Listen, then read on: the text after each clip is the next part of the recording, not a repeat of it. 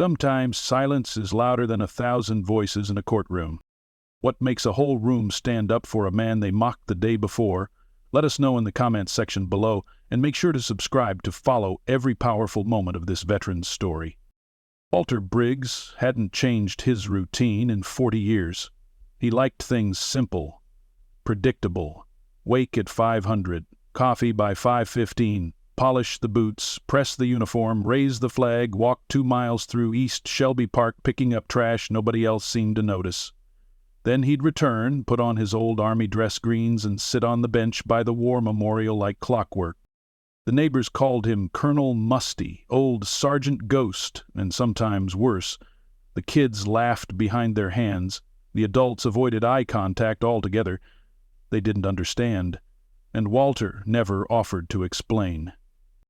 His uniform was faded now, stitching coming loose near the shoulders, the brass button scuffed and dull. The medals on his chest no longer shone the way they once did, but he wore them like armor. Because in his world, duty didn't end when the war did, it just changed shape. He rarely spoke unless spoken to, and even then only in precise, clipped responses. But today was different. Because when he passed the courthouse square on his usual walk, something stopped him. A boy, 17, maybe 18, black, standing stiffly beside a woman, his mother maybe. They were both trying not to cry, but failing.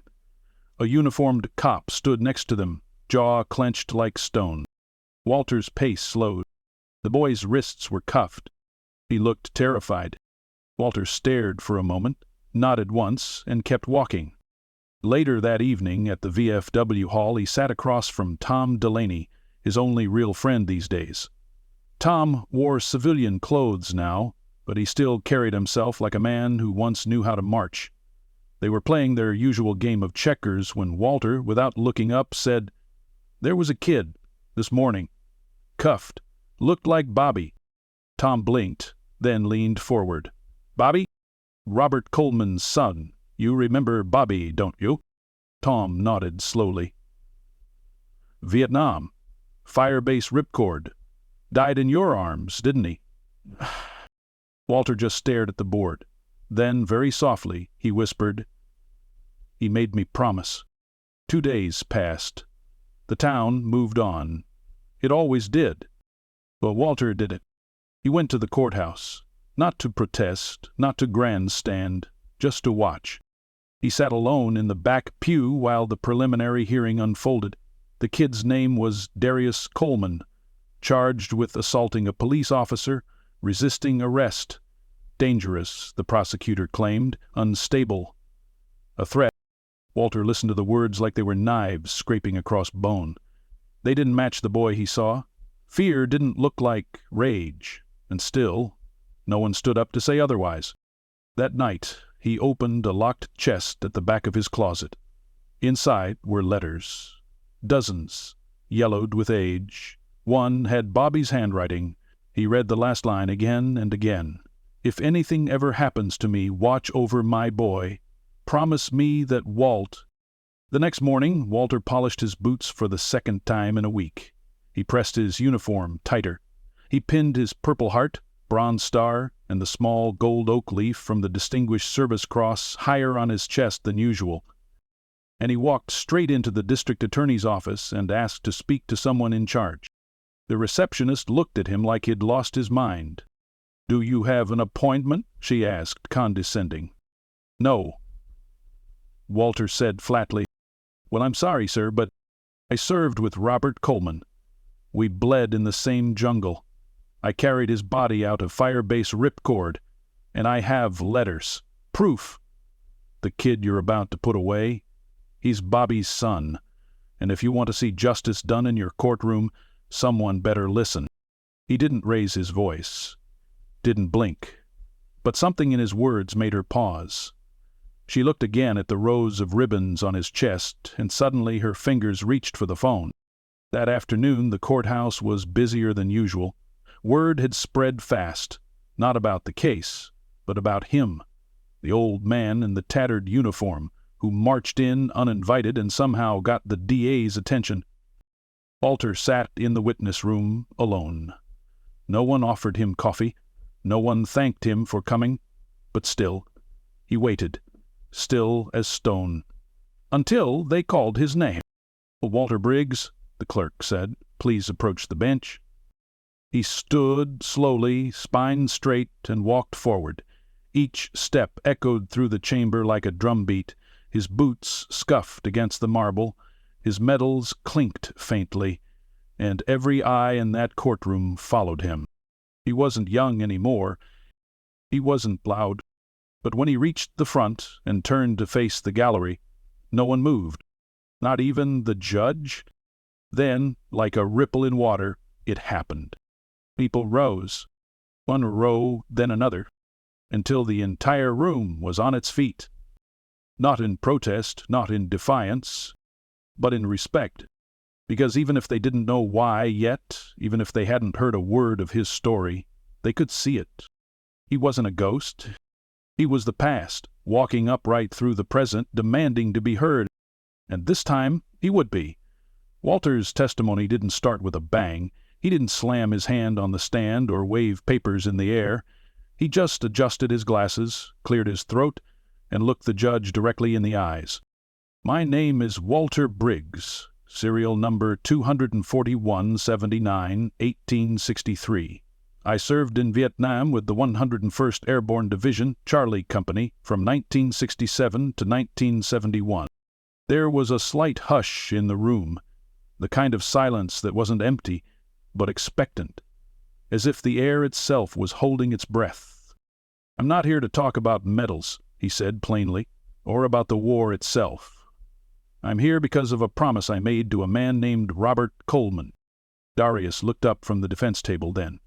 Slowly, his eyes met Walter's, wide, unsure.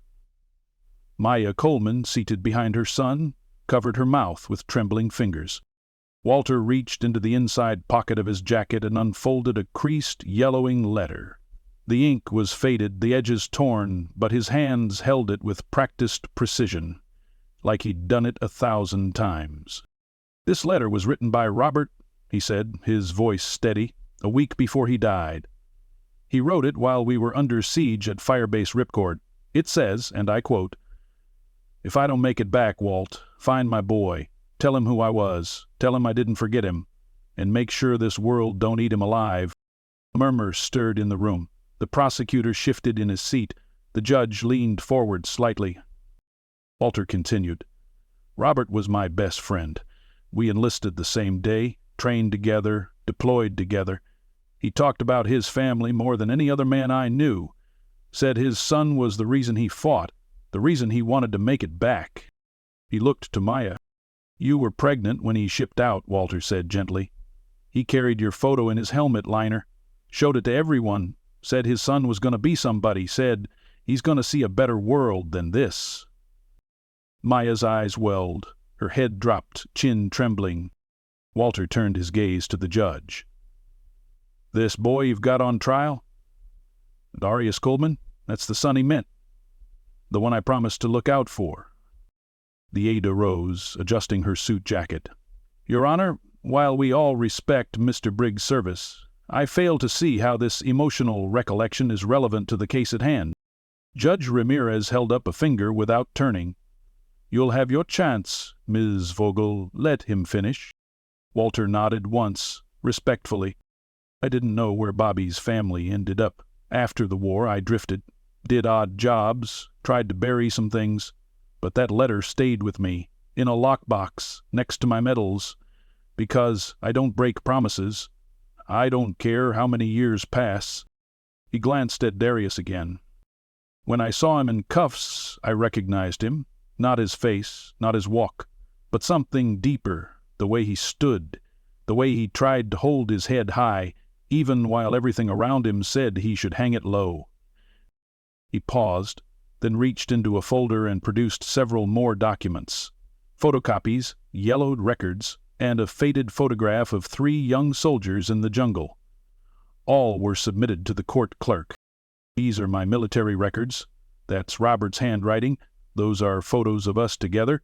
And that," he pointed to a worn document, is a notarized letter from Bobby's squad leader, verifying that I was with him in his final moments. Final moments? The judge asked softly. Walter's jaw set. Yes, Your Honor. He died on July 21, 1970. He was shot shielding me from an enemy sniper. I held him until medevac arrived. He bled out on my lap, and with his last breath, he told me not to forget. There were no interruptions now, no whispers. Even the courtroom artist had stopped sketching. Walter exhaled, letting the weight of the moment settle. I didn't come here to save a stranger. I came to honor a friend, to keep a promise that matters more now than ever, because we live in a time where people are judged by skin color before they speak, and where young men like Darius are feared before they're heard. That's not the country I fought for, and I won't let it slide. Not quietly, not when I can still stand and say something. A beat passed. Judge Ramirez finally spoke. And do you have any insight into the incident itself? Walter nodded. I've reviewed the security footage, the reports, the photos. The officer claims Darius was hostile, belligerent, and attacked him unprovoked. That's not what I see. What I see is a scared kid trying to explain himself to a man who wouldn't listen. What I see is fear, not violence. He shifted in the witness chair. You think I don't know what fear looks like? I've seen it in foxholes and on the faces of men who knew they wouldn't see another sunrise. Darius was scared. And when you're scared and someone's yelling and they've got power over you, your hands move without permission. That's not assault. That's instinct. That's trauma. The room was silent. The judge took off her glasses, looked at Walter as if trying to read something behind his eyes. Thank you, Mr. Briggs, she said. You may step down. Walter rose, slow and precise, and as he passed Darius, he didn't say a word, just reached out and gently tapped 2 fingers against the young man's shoulder. A gesture, a signal. Darius, stunned, looked up at him with a flicker of something new in his eyes. Oh, outside, the courthouse steps were busier than they'd been in years. A local news crew waited by the railing. Students from the nearby community college stood holding signs that read, "Listen before you judge," and "Honor lives on." Walter didn't stop for interviews, didn't smile for the camera. He walked straight past them, past the crowd, past the whispers.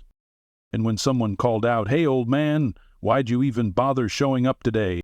he didn't answer.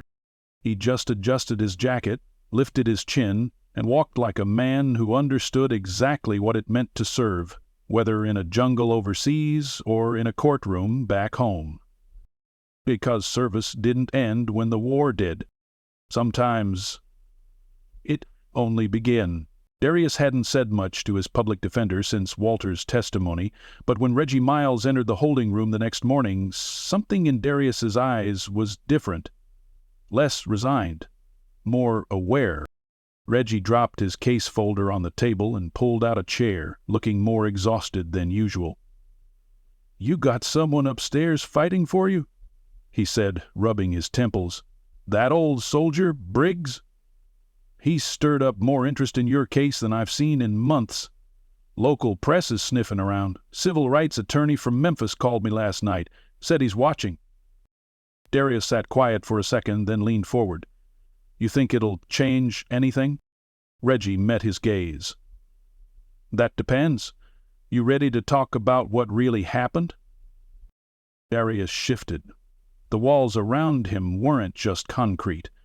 They were the kind that lived inside the chest, built by disappointment, reinforced by fear.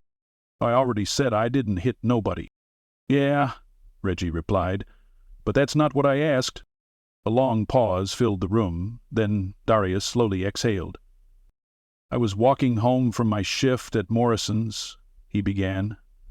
"I was tired, phone dead, didn't even hear the cruiser till it pulled up beside me." He looked down at his hands, thumb fidgeting with a callus on his palm. "Cop gets out, tells me to stop. No lights, no siren. Just steps out and starts yelling. 'Hands up!' I was confused. Asked what I did. That just made him madder.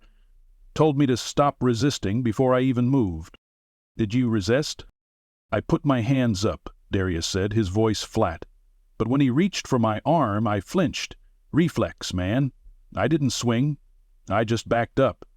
That's when he pushed me down, knee in my back. Said I was non-compliant, like I was just a problem to handle. Reggie scribbled something down in his notebook. There were no other witnesses? Somebody filmed it from across the street, Darius said. I heard from a friend. But the video disappeared. Don't know if it got deleted or buried. Reggie's jaw tightened.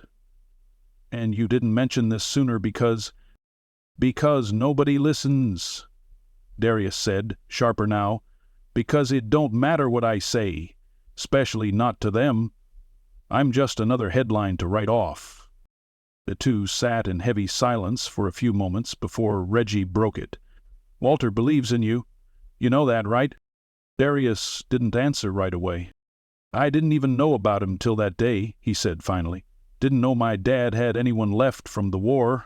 Mom never talked about it much, said it was too hard. Reggie nodded slowly.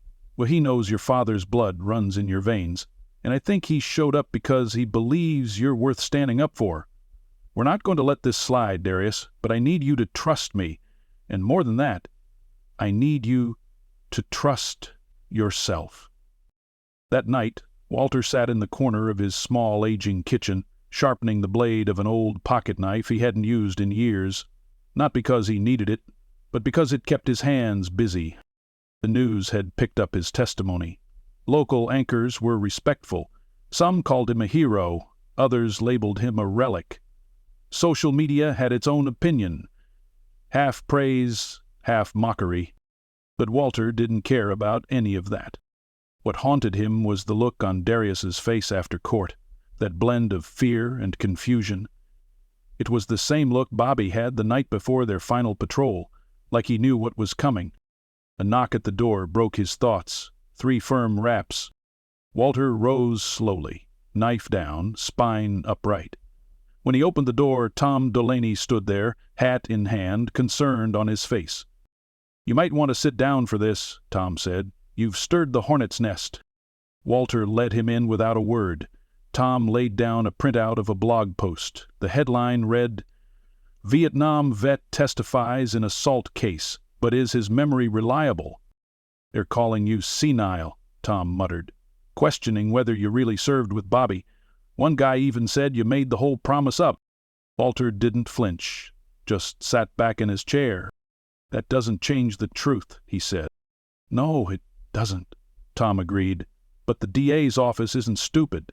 They're going to push back. Hard. Word is they're calling Officer Harlan to testify tomorrow. Paint Darius as a thug. Paint you as confused. Walter's fingers curled slowly on the table. Then I'll give them clarity. Across town, in a diner booth off Jackson Avenue, Officer Brent Harlan sat hunched over a plate of eggs and grease.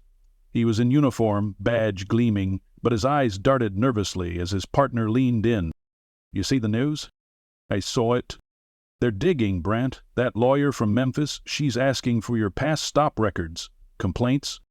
Brent's fork stopped mid-air. Doesn't matter. Kid resisted. It's on the report. The partner shook his head.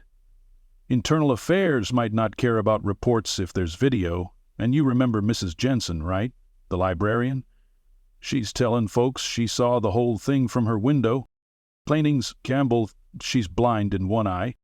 She saw enough. Brent leaned back, clenching his jaw. This is how it starts, he muttered. They turn on you the second something smells political. His partner looked down at his coffee, suddenly quiet. Just saying, he added, if this goes sideways, nobody's covering your back. Back in his home, Walter opened an old lockbox again, not the one with letters. This time it was something else. Tucked beneath a layer of army photos in a worn field journal was a cassette tape. He stared at it for a long moment. A piece of the past he never thought he'd need again. He made a phone call to an old friend in records, someone who owed him a favor, someone who still remembered Firebase Ripcord. "Can you authenticate voice recordings from the field?" he asked. There was a pause. "Depends what's on it." Walter's voice was low. A man's last words.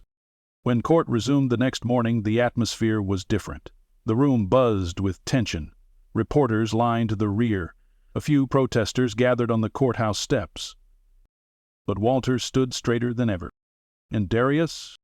He watched the veteran walk in and, for the first time, sat tall without needing permission. Because the next chapter wasn't about what had happened. It was about what needed to be remembered. The courtroom was at full capacity before 9 a.m., with standing room only in the back and 2 deputies stationed by the entrance. Cameras weren't allowed inside, but the energy felt like a broadcast was already underway. Everyone knew today was the turning point. People who hadn't paid attention before had shown up now. They wanted to see what would happen when a young black man's life and a veteran's word collided with the justice system. Darius sat at the defense table, shoulders tight, jaw clenched. Meyer rested a hand gently on his back. Reggie Miles, though usually cool-headed, tapped his pen in a fast rhythm against the table edge. He'd been in front of this judge many times, but today felt like stepping onto a battlefield, not a courtroom. Across the aisle, Officer Brent Harlan adjusted his uniform collar. His hands were too still, his lips too tight. The prosecution had prepped him for 2 hours that morning, but something in his posture betrayed a tension deeper than just legal stress. He looked over once at Darius, quickly, then back to the floor. The judge entered. "Bring in the witness," she said. Walter Briggs walked into the courtroom with the same deliberate gait he had when entering a formation line. Though his jacket had been professionally pressed overnight, it still bore the age and wear of decades past. But that didn't matter. Not today. Because people weren't looking at his uniform anymore. They were looking at him. He didn't sit immediately. He waited, standing behind the chair until the judge gave a small nod. As he settled in, the clerk administered the oath. "Mr. Briggs," the judge began, "you may proceed with your statement." Walter leaned slightly forward. "Before I speak, Your Honor, I'd like permission to play a short recording. From Vietnam. It's the voice of Robert Coleman, Darius's father, recorded on the field a week before he was killed." The prosecutor stood. "Objection. There's no verified chain of custody for the recording. We don't even know who captured it." Reggie rose calmly. "Your Honor, the tape has been reviewed and authenticated by a military archivist from the National Personnel Records Center. I have the document ready." Judge Ramirez motioned for the bailiff, reviewed the paperwork, then set it aside. "Proceed." Reggie pulled out a small device, placed it on the desk, and pressed play. The room fell silent. There was a faint crackle, static and wind, and then a voice, rich and youthful. "Hey, Walt, you still recording that thing? Fine, let it pick this up. If something happens to me, if I don't come home, I need someone to tell my son that I was trying to be brave, that I thought of him every damn day. His name's gonna mean something. I want him to know I wasn't just a dog tag left behind in the jungle. You tell him that. Promise me, Walt." The static faded. No one moved. Not even Judge Ramirez. Walter cleared his throat, his voice low but firm. "I kept that tape in a box for over 50 years, because promises, they don't have an expiration date." He turned, facing the jury box, though there was no jury. "They say I'm too old to remember right, that maybe I made this up, but memories like Bobby's, they don't fade, not when you've buried a friend with your own hands, not when his blood soaked through your uniform." He pointed gently toward Darius. "That boy's not just someone I'm here to defend. He's the echo of a man I loved like a brother. And I watched the footage. I read the reports. That was fear, not aggression. Bobby would have seen it too, because Bobby knew what it meant to survive by instincts." Walter looked to the judge. "The truth don't need to shout. It just needs to be heard. Reggie stood next. Your Honor, we ask that the charges against Darius Coleman be dismissed immediately based on exculpatory evidence, lack of credible threat, and prosecutorial overreach. The courtroom didn't breathe. Judge Ramirez looked down at her notes, then slowly removed her glasses. This court finds insufficient grounds to proceed with the charges. Mr. Darius Coleman, you are free to go. A thunderclap of gasps and murmurs filled the room. Maya burst into tears, pulling her son into her arms. Walter closed his eyes briefly, as if finishing a long march. But before anyone could file out, Officer Harlan stood up from the prosecution table. Your Honor, may I say something? The room turned again. Ramirez paused. Briefly, Brent stepped forward, removing his badge and placing it on the desk beside him. He didn't speak to the court. He turned instead toward Walter. I was wrong, he said simply. I profiled that kid. I let my fear talk louder than my reason. I didn't see a young man. I saw a threat. He faced Darius next. You didn't deserve what I did to you, and I don't expect you to forgive me, but you should hear it from me, not through lawyers. I messed up, and I'm sorry. Darius didn't say anything at first, his expression unreadable.